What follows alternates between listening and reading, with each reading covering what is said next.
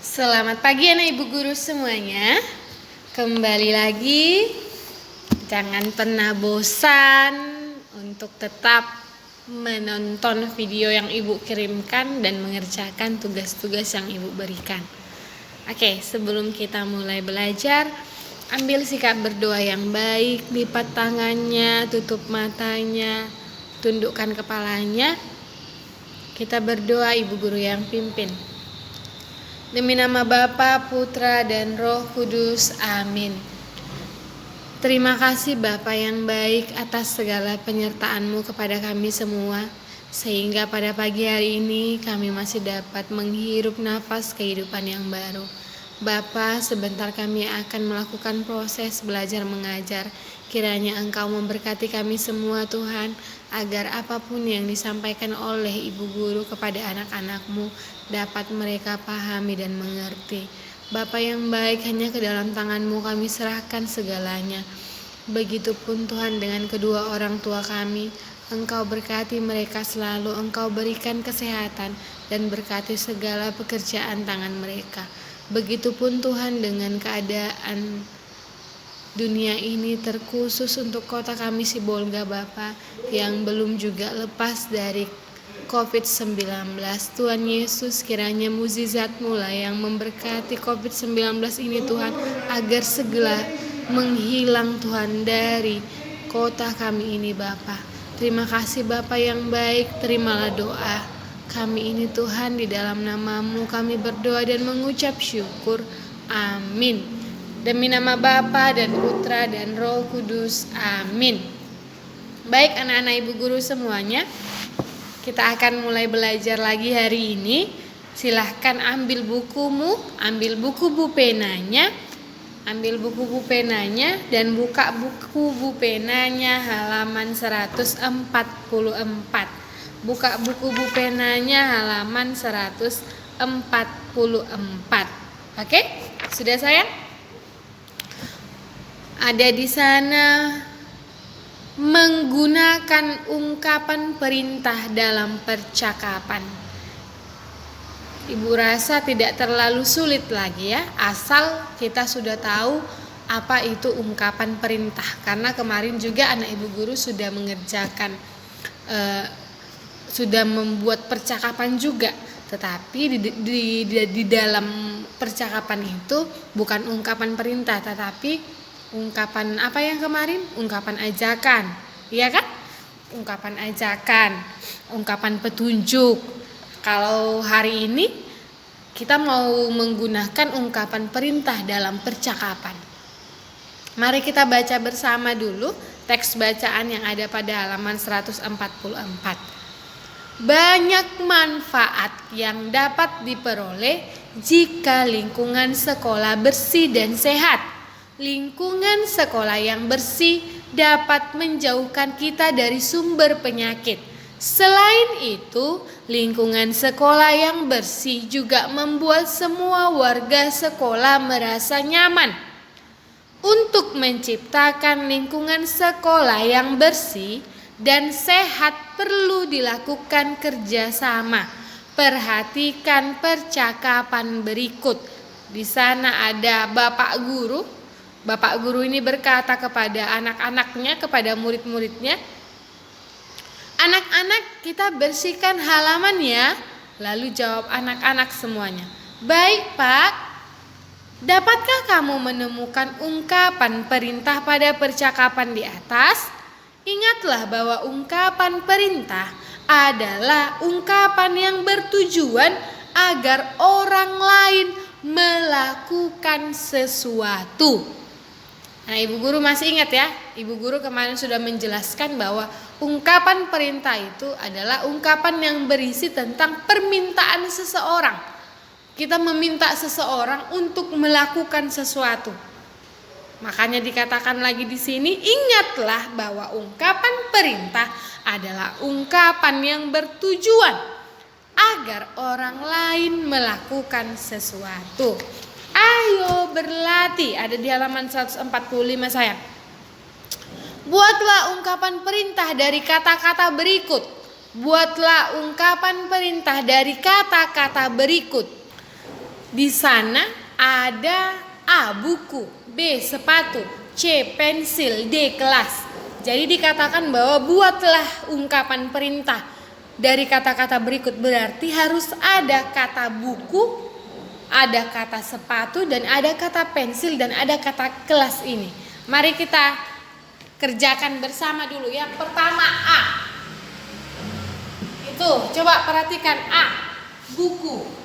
Jadi kita disuruh membuat ungkapan perintah dari kata buku. Misalkan ini yang setiap hari ibu katakan ini adalah ungkapan perintah. Silahkan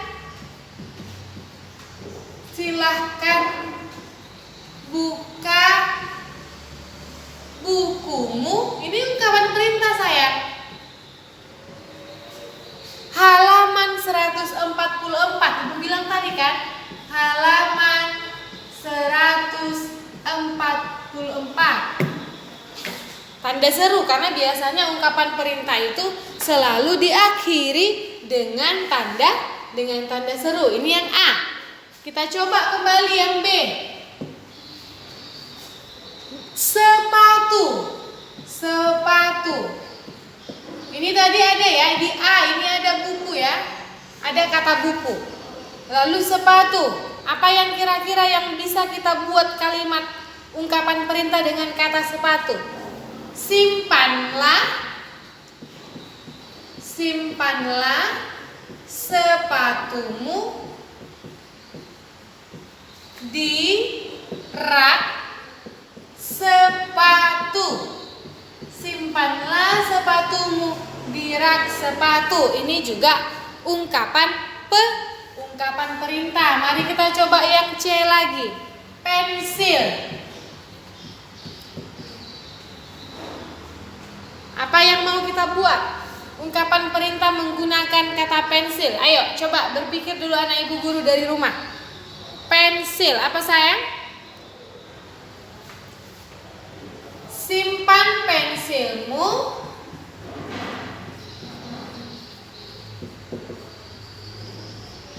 di kotak pensil. Ini bisa ya, ungkapan perintah karena ada kata untuk meminta seseorang, kalimat meminta seseorang untuk melakukan sesuatu, untuk menyimpan pensilnya di kotak pensil. Ada lagi yang lain? Ada, banyak sayang. Apalagi Bu Guru? Yang terakhir kita coba D. Kelas.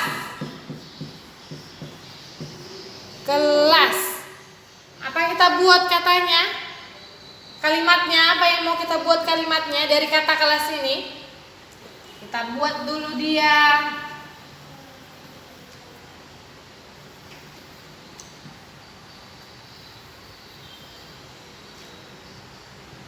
Jangan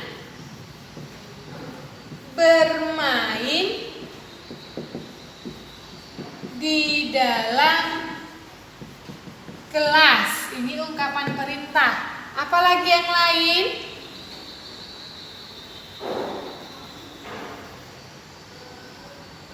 Mari. Ada kata ajakan ya. Coba kita buat yang tidak ada kata ajakan. Tetap dia biar anak ibu guru tidak bingung untuk melakukan sesuatu ini. Jangan pakai mari dulu. Yang lain ya. Oke, kita buat dulu yang lain dari kata kelas ini. Tutup pintu kelasmu saat sedang beristirahat.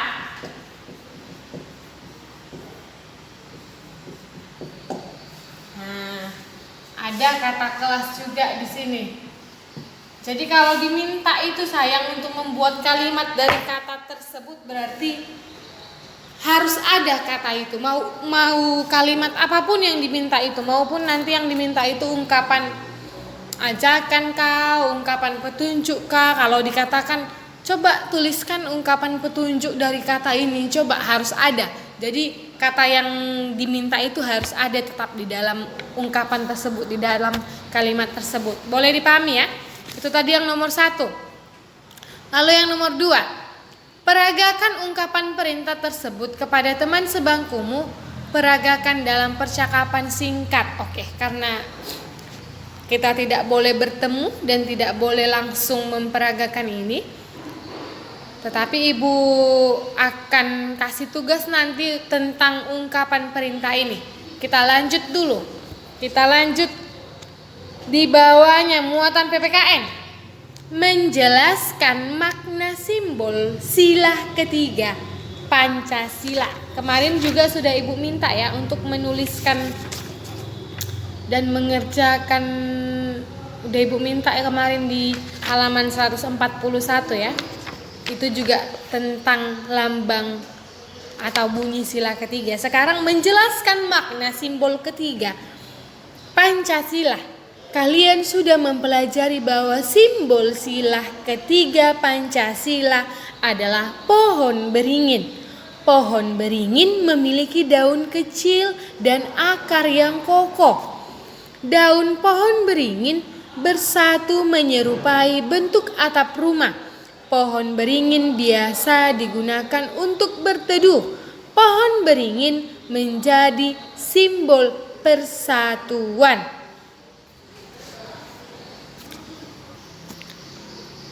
Lalu, coba perhatikan. Ada di bawahnya menentukan simbol dan sikap sesuai sila ketiga Pancasila. Perhatikan gambar simbol sila Pancasila berikut. Di bawah itu ada dia gambar pohon beringin sayang. Bunyi sila Pancasila tersebut adalah apa bunyi sila ketiga Pancasila? Persatuan, persatuan Indonesia. Lambangnya adalah pohon beringin dan pohon beringin ini menjadi simbol persatuan.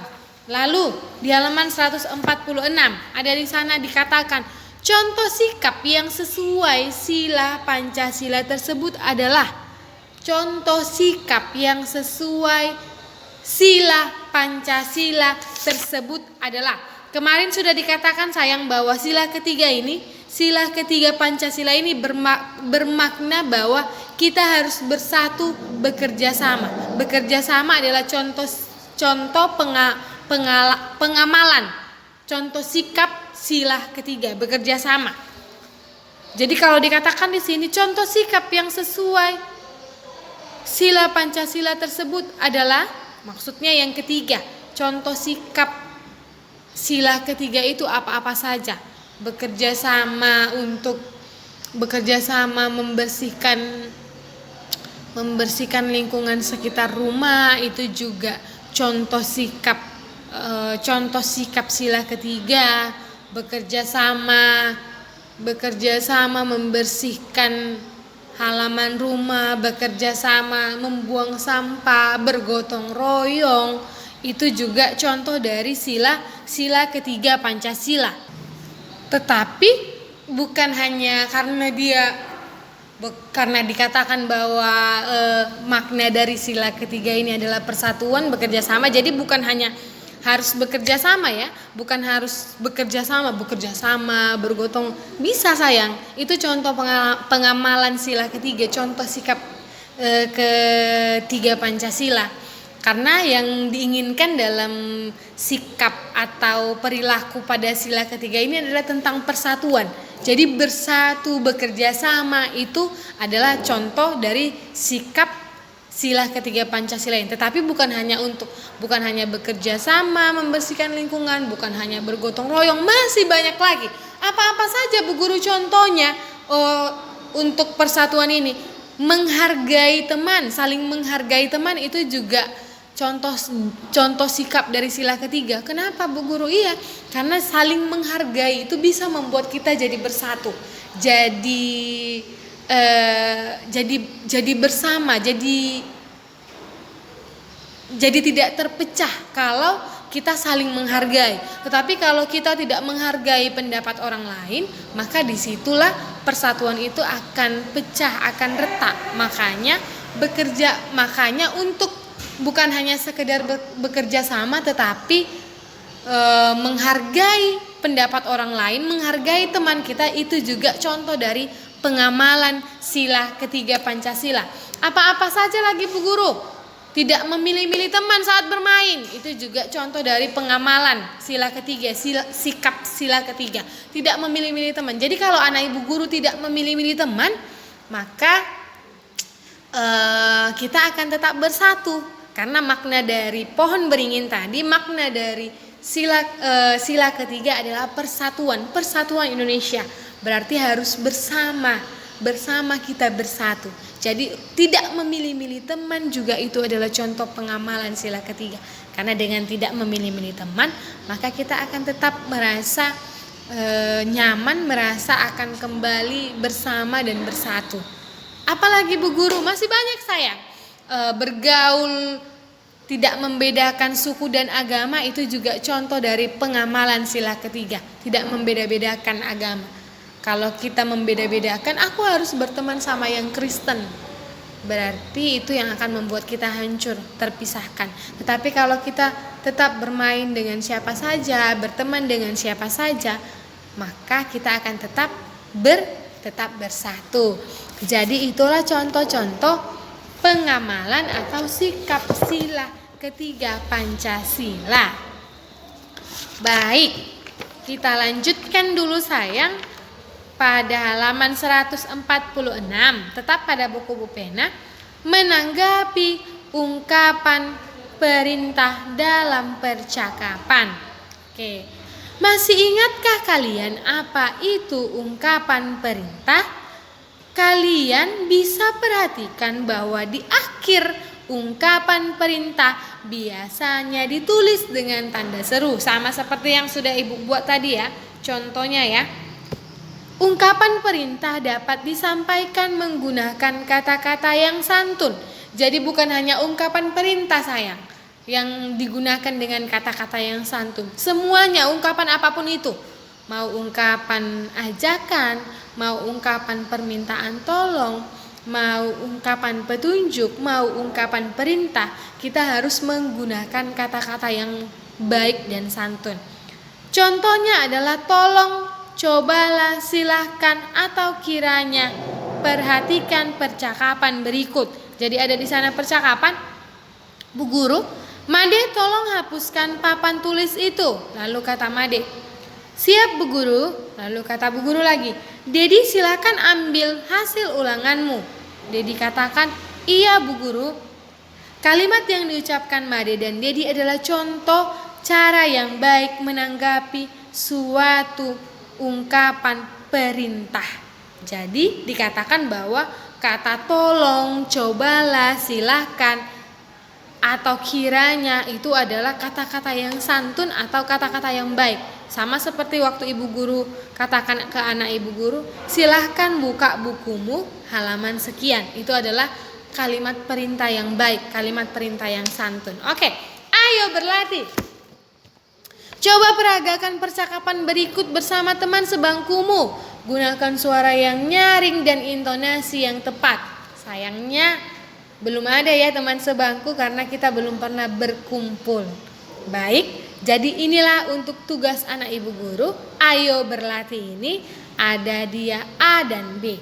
Berilah garis bawah pada ungkapan perintah pada percakapan di atas. Jadi anak ibu guru tulis dulu percakapan ini, percakapan Made dan Diri ini, peragakanlah dulu ini sayang. Mau sama mama, mau sama papa, mau sama adik, mau sama kakak, boleh. Mau sama siapa saja anggota keluarga yang ada di rumah boleh. Kamu peragakanlah dulu ini. Setelah kamu tulis baru kamu peragakan, kamu videokanlah percakapan tersebut.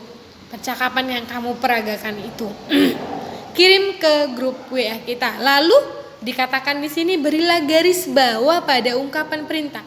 Jadi kamu garis bawahi ungkapan perintah yang ada pada percakapan ini.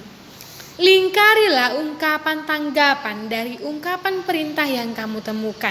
Jadi kemarin juga kita sudah belajar tentang ungkapan tanggapan ya. Ungkapan tanggapan itu kemarin kita pelajari boleh setuju, boleh tidak setuju. Tetapi walaupun setuju atau tidak setuju, harus diucapkan, harus diungkapkan dengan santun, dan kita harus menerima pendapat orang lain. Seperti itu ya sayang ya. Jadi silahkan kamu kerjakan dulu ini. Ayo berlatih ini. Ada A dan B, dan jangan lupa tulis percakapannya. Lalu videokan percakapan yang kamu lakukan bersama anggota keluarga. Oke sayang, itu saja tugasnya untuk hari ini. Selamat belajar untuk semuanya anak ibu guru. Tetap semangat, salam sehat dari ibu guru. Shalom.